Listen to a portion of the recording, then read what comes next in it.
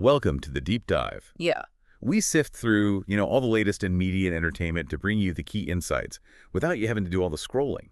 Yeah, exactly. Today, we're looking at what's really shaping what we watch, how it gets to us. We've got a bunch of recent data, box office numbers, streaming stuff, social buzz, industry news, all from around May 10th, 2025. Right. Think of it like we're pulling back the curtain a bit on the industry, seeing how data, how marketing really intersect to create the hits and the thinking behind it all. We've looked at a whole range of sources to give you a clearer picture of what's working right now.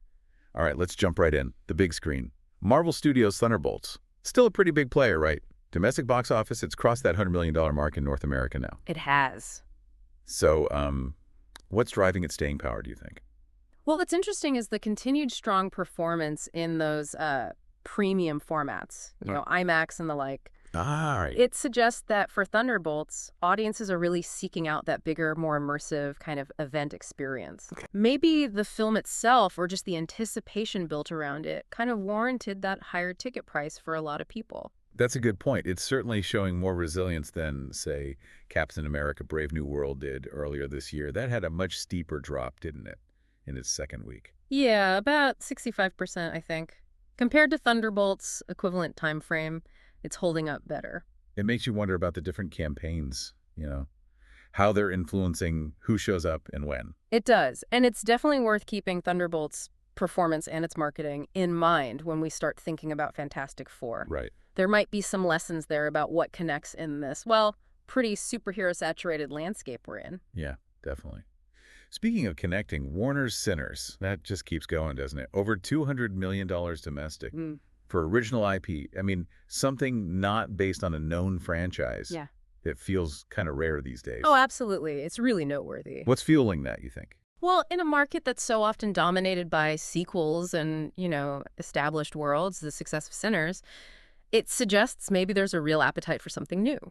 It shows that, strong storytelling, effective marketing, they can still push original ideas to pretty significant heights at the box office. It's actually the #2 North American release of 2025 now. Only behind Minecraft. Only behind a Minecraft movie, yeah. And Minecraft movie is just, wow, a global phenomenon, right? $900 million worldwide. Yeah. Still going after 6 weeks. It is. That just speaks volumes about the power of a truly evergreen property. Yeah.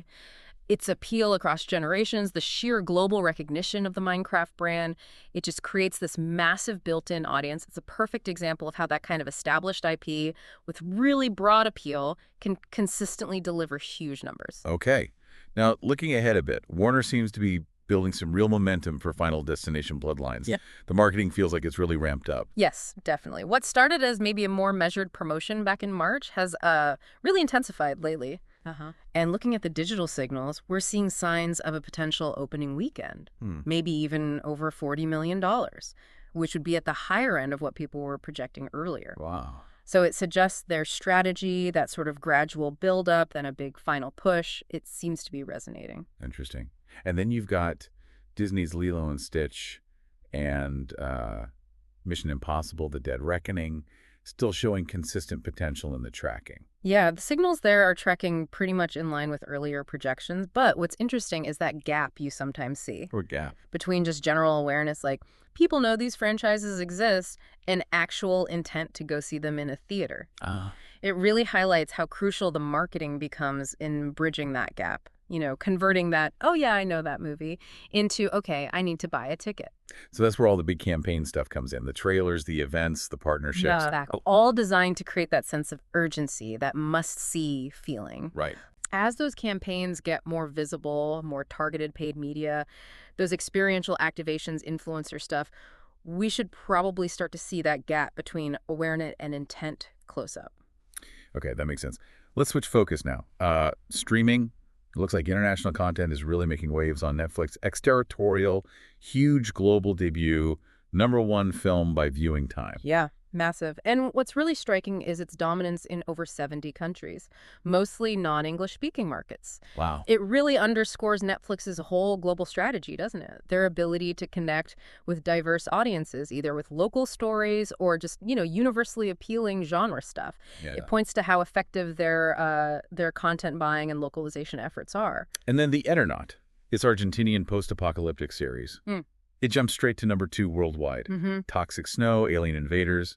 Sounds intense. It does sound intense. And its rapid climb, becoming this global binge thing so quickly, it suggests a really strong international appetite for, well-made genre TV. The premise seems to have tapped into something. Like a universal unease, maybe? Escapism? Maybe both, yeah. Tina Fey's The Four Seasons adaptation is also doing well. Number 3 globally. That's quite a cast. Oh, yeah. Real star power there. Faye, Carell, Colman Domingo, Will Forte. Mm-hmm. And the show's exploration of, long-term relationships, the complexities that seems to be hitting home across different cultures. Top 10 in over 80 countries. So it's the smart writing, the blend of humor and real emotion. That's likely a key driver, yeah. That smart writing, those heartfelt moments, it's got broad appeal. Even Asterix and Obelix, the big fight. Yeah. Strong European debut, hit number 10 globally. Man. That's pure nostalgia power in Europe, right? Totally. Those characters are so iconic, such a cultural touchstone in parts of Europe.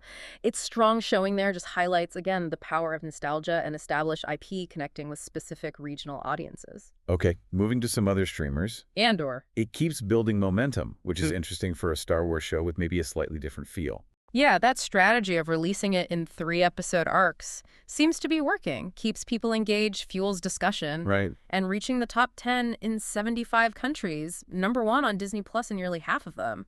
That's pretty significant. Plus, you probably saw a bump around May the 4th. Oh, for sure. For both Andor and Star Wars Tales of the Underworld, it shows how well Disney can leverage those key dates in the Star Wars calendar for marketing boosts. And The Handmaid's Tale is back on top at Hulu, still strong globally on Max too. That show just endures. It really does. Its themes, societal control, resistance, they just continue to resonate so deeply. And its constant presence in the global charts just speaks to its impact and its dedicated fan base. Over on Prime Video, Another Simple Favor debuted strong as the top film. And The Summer I Turned Pretty is getting buzzed again. Yeah, Another Simple Favor hitting number 1 in over 50 countries, top global movie that highlights the draw of known actors and, intriguing concepts on streaming. Right. And the renewed buzz for The Summer I Turned Pretty's final season just shows how effective that ongoing social media chatter can be, keeping interest alive between seasons. Okay, let's drill down into U.S. streaming specifically. For the week ending April 13th, The Pitt on Max saw a big jump after its season finale. Yeah, a classic example. Season finales drive that surge, right? People tune in for the conclusion, maybe rewatch earlier episodes. A 44% jump in viewing minutes week over week. That's substantial. And The White Lotus was the most watched overall series on Max then. Seems like that really captured the zeitgeist. It really has. That mix of sharp social commentary, compelling characters, great performances, it keeps people invested, generates tons of word of mouth. That leads to sustained high viewership, even after the season ends. Netflix's Black Mirror also had a strong return with season 7. And Handmaid's Tale, like we said, a notable comeback on Hulu after its break. Both of those really underscore the value of established, high-quality shows with dedicated fans on streaming. When new seasons drop, they bring back loyal viewers and often pull in new ones through all the buzz. And movie-wise, in the U.S. that week, Prime Video's G20 led, followed by Moana 2, still hanging in there. G20's strong premiere suggests there's definitely an audience on streaming for original action thrillers. And Moana 2, still doing well, just shows the staying power of family-friendly animation across different windows. Okay, quick touch on the global music charts. Sounds like things were relatively stable at the very top. Yeah, the top 8 tracks held their spots, which indicates a pretty strong grip on listeners globally. But Bad Bunny got back into the top 10, and Lady Gaga's Bad Romance made a huge leap. That song's got legs. It certainly does. I mean, Gaga's enduring popularity, plus the song is just a pop classic, right? That likely explains that massive jump, like 96 places. Wow. It shows how a song can just re-enter the cultural conversation years later. And then Somber's Back to Friends, rounding out the top 10, just shows how the charts are always evolving, with established stars and newer artists. Okay, shifting gears again. YouTube, short-form content, that Grand Theft Auto second trailer. Just huge attention, right? Huge is an understatement. Nearly 100 million views globally just on YouTube. Jeez. That really just underscores the immense cultural impact, the anticipation for that franchise. It's proof that Rockstar doesn't just make games, they create these cultural events with their trailers. And the rest of the YouTube top 10 is just a mix, reflects the diversity online. Exactly. You've got entertainment, music videos, creator content, highlights the platform's broad appeal. What's consistently interesting, though, is how vital paid media seems to be in boosting visibility across everything. Oh, absolutely. In today's, incredibly crowded digital space, paid promotion is often just essential to cut through the noise, make sure your content reaches the right people. It's a key tool for converting that initial awareness into actual engagement. And in short-form video, it's not always the biggest names dominating. We're seeing success from more niche creators. That's a really significant trend. It suggests maybe a shift in how people are discovering content. These highly specific communities forming around niche interests and creators building massive reach within those dedicated spaces. Let's talk actors getting buzz right now. Florence Pugh in Thunderbolts seems like a real standout performance. Oh, definitely. Her Yelena Belova is just resonating so strongly with audiences, with critics, too. It really solidifies her as a major talent. Performances like that can seriously boost a film's reception, keep fans engaged. But maybe the biggest breakout from Thunderbolts, Louis Pullman as the Sentry. He shot up the actor popularity charts. What's behind that, do you think? It seems his nuanced take on, well, a complex and maybe less widely known character really captured people's imagination online. That kind of organic buzz, positive word of mouth, that can be incredibly powerful for raising an actor's profile. And right at the top of the actor buzz rankings, Isabella Merced for The Last of Us Season 2. Her casting as Dina was a big deal. And her performance has clearly lived up to the anticipation. People are praising her emotional depth, the chemistry with Bella Ramsey. Right. Standout roles in huge series like The Last of Us, they can just catapult an actor's visibility. And we're also seeing Madeline Brewer and Anna Camp getting buzz for their roles in Netflix's You. Yeah, that just highlights how strong performances, even in supporting roles within popular streaming shows, can really increase recognition and interest in actors. Okay, looking at the overall charts. Films and series generating the most conversation. Thunderbolts holding strong. Sinners still a big topic. Right. Thunderbolt's successful launch, Sinners' continued relevance. It shows the different kinds of things capturing attention right now. And another symbol favorite entered the top 5 buzz-wise, even with those mixed reactions you mentioned. Suggests it's at least getting people talking. Exactly. Even if something isn't universally loved, if it sparks debate, gets strong opinions flying, it can still stay highly visible, culturally relevant. Series-wise, The Last of Us still dominating the buzz charts. You has climbed globally, matching its streaming performance. Yeah, The Last of Us' continued dominance just reflects its ongoing impact, the anticipation for more, and You's global climb in conversation lines up perfectly with its viewership. And Tina Fey's The Four Seasons also broke into the top 5 in buzz. Reinforces that connection it's making. Definitely. That blend of big names and relatable themes is clearly translating into a lot of online discussion, engagement. Okay, let's move into that fascinating area of transmedia. Partnerships, expansions beyond the usual screens, Disney building its first theme park in the Middle East, Abu Dhabi. Yeah, that's a major strategic play for Disney. Their 7th global resort, first new one in over a decade. It's a huge investment in a growing market. And blending Disney storytelling with local culture? Making it fully indoors for the heat. That's smart. Very smart. Shows a thoughtful adaptation to the region. Apple TV Plus renewing the studio for Season 2. That show's got a pretty sharp satirical take on Hollywood. It does. And the renewal really underscores the critical acclaim it's gotten. For the witty satire, the visual style, the score, the creators drawing on their own experiences probably promises more good stuff to come. And Warner and Legendary moving ahead with Godzilla X-Con Supernova. Another MonsterVerse entry. Yeah, confirms the franchise is still going strong. Audiences still want it. The early teaser, that fan hotline thing, that's an interesting way to engage the base early, build buzz for 2027. And the mix of returning and new cast suggests they're spanning the world while keeping the core. And Lego. Their collaborations just keep getting wilder. Yeah. Full-scale drivable F1 cars before the Miami Grand Prix. Isn't that brilliant? What a spectacle. It's fantastic brand synergy, creates this memorable real-world thing, generates buzz, ties into the F1 excitement. Right. And then the Pixar Luxo Junior lamp set, the Mattel Brickshop Mercedes, catering to different collector groups, expanding Lego's reach even further. Plus all those other brand partnerships. Yeah. Joey Birdurst and Lilo and Stitch, Monopoly Geos and Star Wars, Little Spoon and Barney. Even Barney. Yeah. It all shows how effectively these entertainment properties can extend their brand into everyday products, creates new touch points, leverages the recognition of both brands involved. And the gaming crossovers too, like Under Thieves with Adidas, Overwatch 2 with Street Fighter. Right, highlighting that growing intersection between gaming, esports, and mainstream lifestyle stuff. Okay, now for our featured insight. Marvel's 2025 Showdown. Looking at the contrasting marketing strategies for Thunderbolts and Fantastic Four. First steps. It's fascinating to sort of break down how these two huge films are tackling their launches. It really is. Thunderbolts. Well, their strategy kicked off way back at D23 in 2022 with the cast reveal. Then that teaser campaign last September, which had that totally unexpected viral Bucky dishwasher meme. Oh yeah, the meme. Right. Then they hit the conventions, SDCC, CCXP. Then came that A24-inspired Absolute Cinema trailer in March. Which was different. It was different. Followed by the final trailer in April revealing the Sentry. And even that post-release rebrand to New Avengers was a definite marketing move. And Fantastic Four.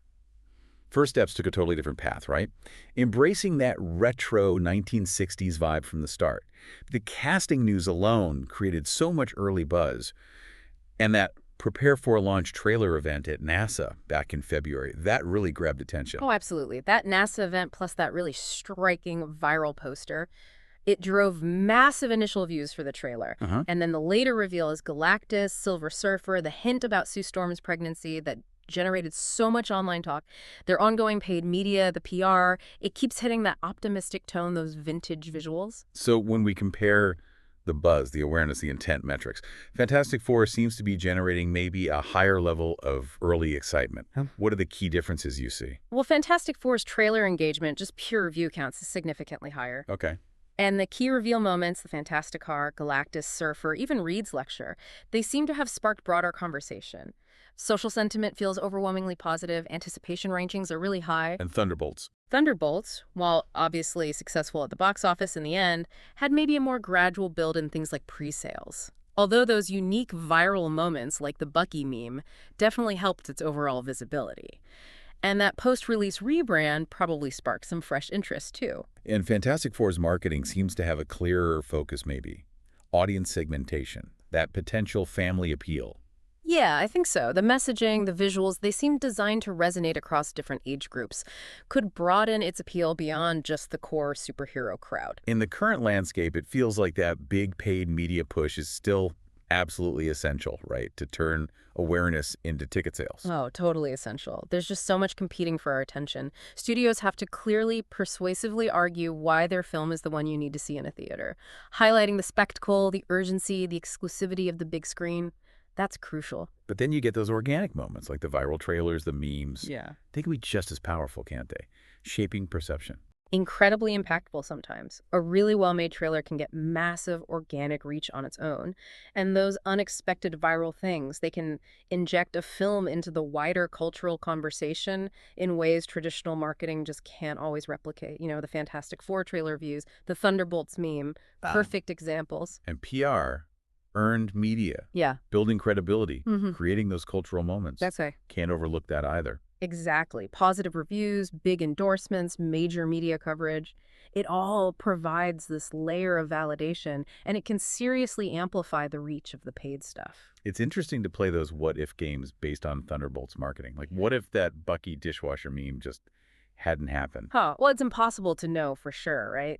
But the modeling suggests it likely did contribute positively to overall awareness, engagement, maybe prevented a slight dip in box office. Those weird viral moments can tap into internet culture in a way planned campaigns often miss. And what about branding Thunderbolts more obviously as like an Avengers-adjacent thing earlier on?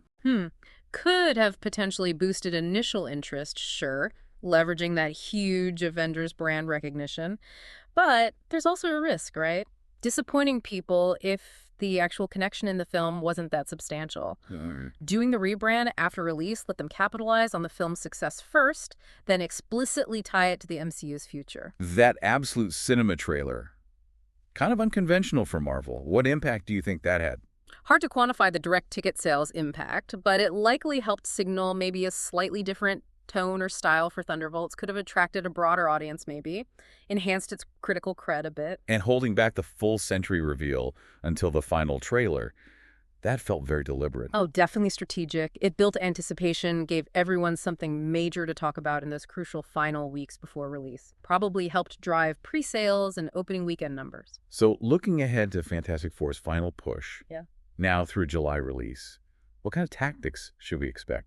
Well, we'll likely see character-focused featurettes, to build those emotional connections, family-themed spots to hammer home the broader appeal, advanced screenings to get that positive word of mouth going. Mm. Probably a final, really emotionally focused trailer, emphasizing the team's unity against Galactus, maybe a big push for the theme music, retail tie-ins, maybe even stuff at the Disney parks. Right.